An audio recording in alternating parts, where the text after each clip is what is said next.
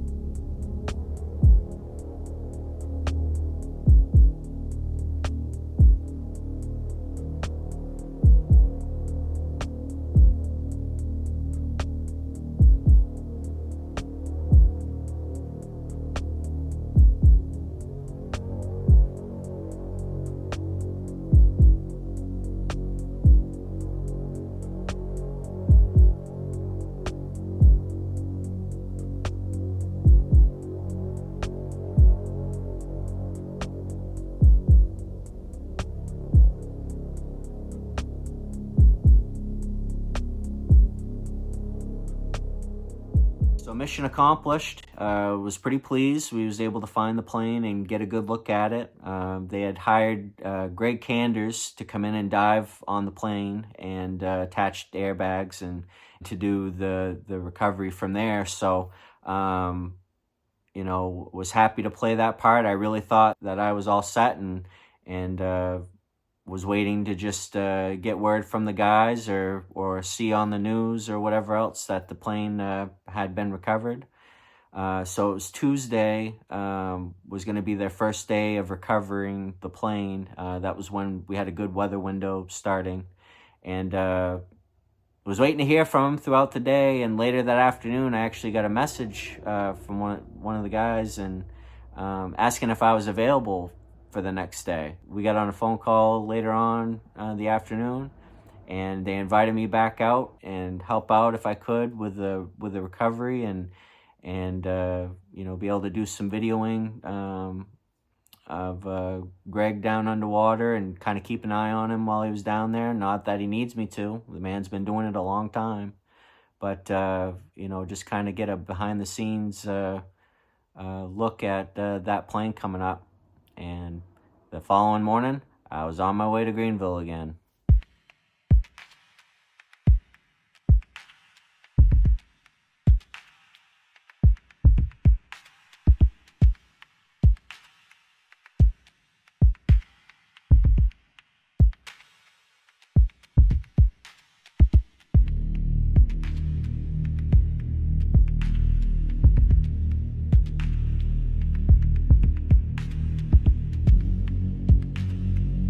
So again, this was day 2 of the recovery. The guys had been out there the day before getting lines attached to the plane so they could anchor the boats right to the plane itself and be able to work from there.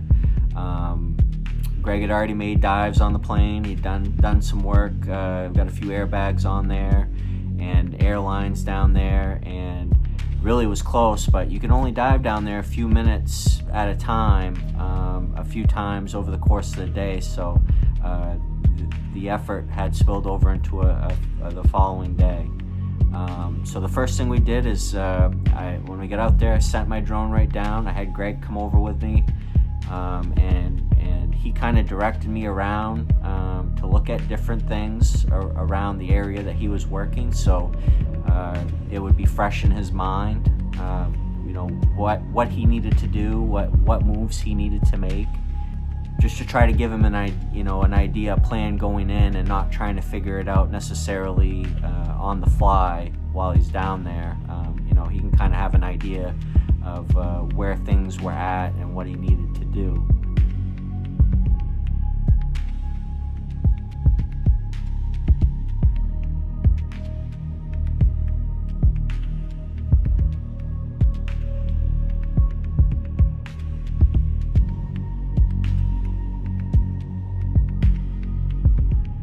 After that, he suited up and he made his first dive of that morning, and just watching him just slowly going down into the dark,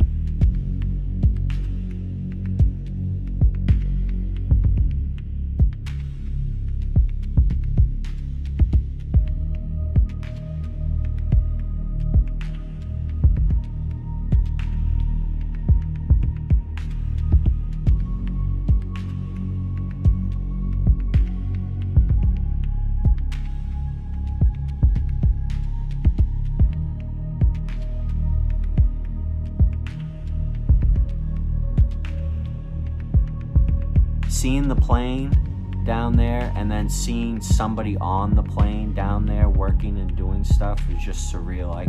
I can remember just watching him as he would move, and it just knowing somebody's down there doing that and knowing how much he's done it. He's very, very good at his job.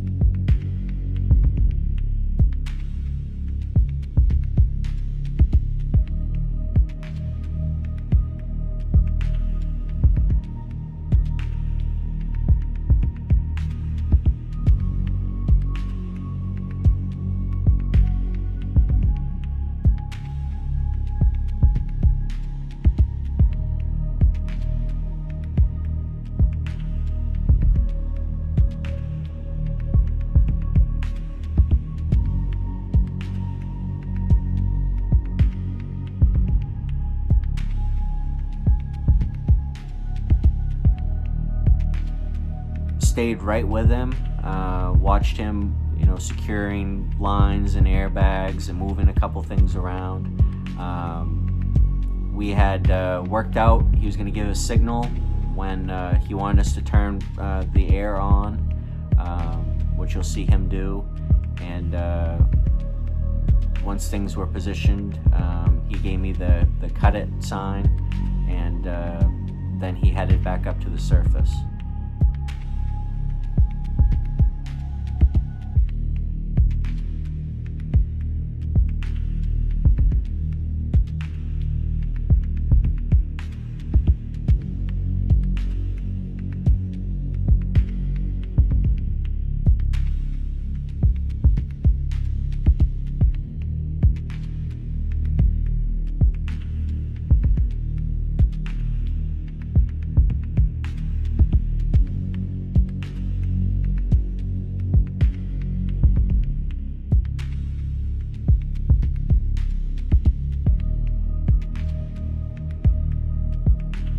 We sent the drone back down again and kind of checked things out again. Had a look around, see where we were at, what we thought we needed to do next.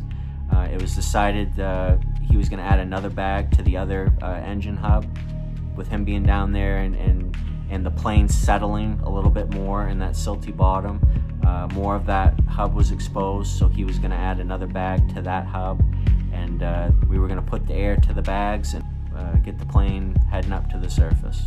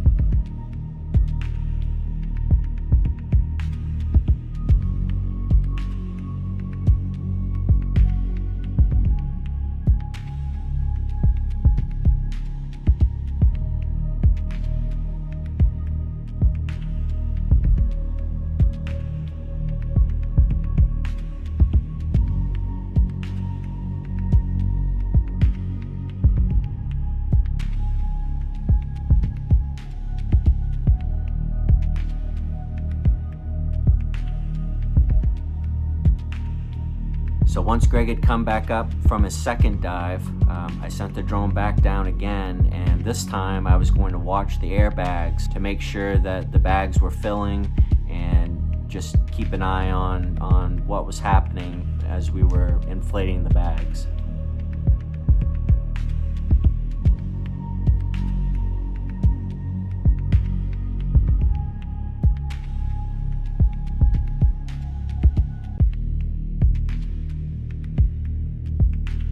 The air compressor was a little bit slow in filling the bags, so the guys hooked up some of the high pressure air tanks they had, and it didn't take long and things started happening.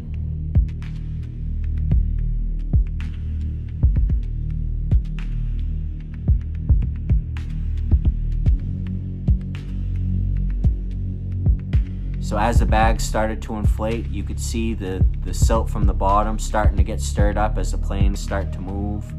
Once that started to happen, I knew it was time to get the drone out of there because she was getting ready to come up to the surface.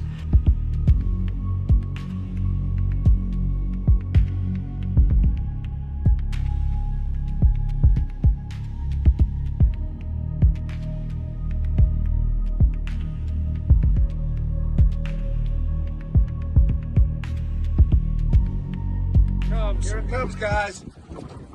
Yeah, the airline's changing too. Yeah, here it comes. It's coming up. Anybody got video? I got it. Thank you. I want mine too.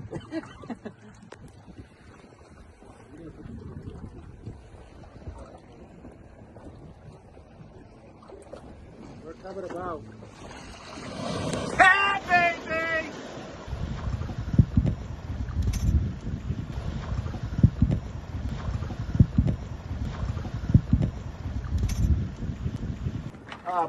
Let's get transferred back over to the compressor.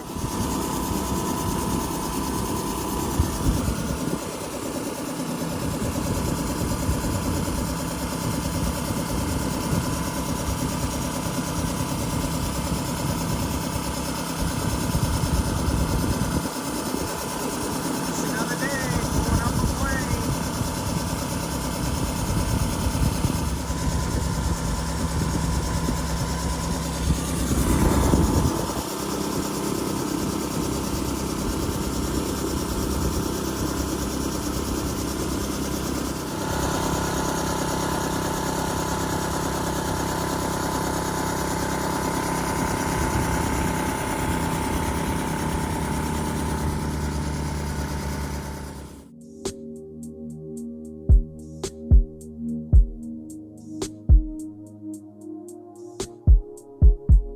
So now that we're back in the shallow water, Greg goes back in and attaches an airbag to the tail to raise the tail end up.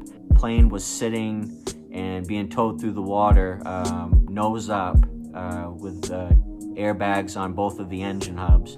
So we want to get the plane, positioned a little bit better. So Greg, now that we're in shallower water, Greg can get back in and get the plane set up a little bit better for easier towing.